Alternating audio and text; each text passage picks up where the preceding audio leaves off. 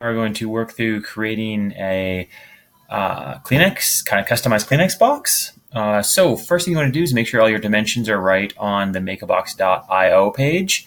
Once you've got that, you just want to click on the download PDF icon and it'll just generate PDF for you. Now, my PDF is downloading to my desktop. Oh, there it is right there. So it should say makeabox-8.8 on my desktop. There it is right there. You can see it. Now what I want to do is I want to click on Adobe Illustrator. So I just got Adobe Illustrator down there. Just let it warm up for a second. Once it opens up, I'm going to put my dimensions in for my artboard, which I think I'm going to put 500 by 500 millimeters for this one. So let's go up to File, click on File, click New, and I'm going to give it a name. I'm going to call it Box Lot.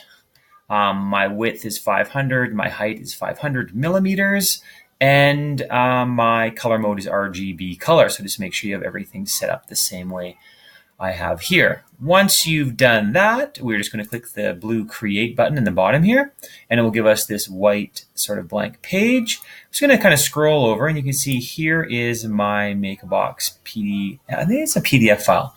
So I'm just going to drag it onto my page. You can see it kind of appears there on my artboard. I'm just going to put it a little more central so you can see it.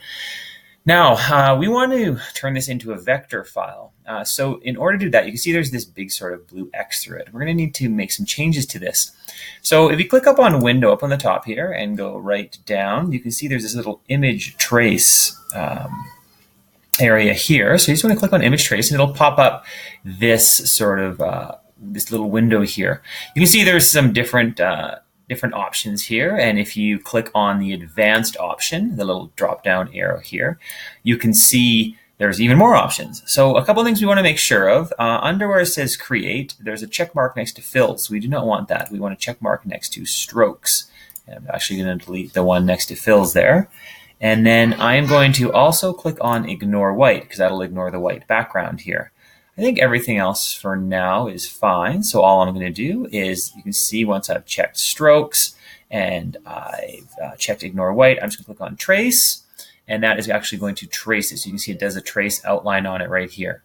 Once you've done that, you see this little sort of icon pops up in the top here and it says expand. We want to click on expand and that will complete the process. So now it is a vector file. So I'm just going to actually close the image trace break off window there, and I'm just going to, if I hold down the Alt button on my keyboard, I can zoom in and out and you can see it's traced around. Now, before we do anything else, our box, we actually want to make it flat on the bottom. So we're going to need to make some changes here. So we're going to work on that in the next video. Okay, thanks for watching, and we will move on in a minute.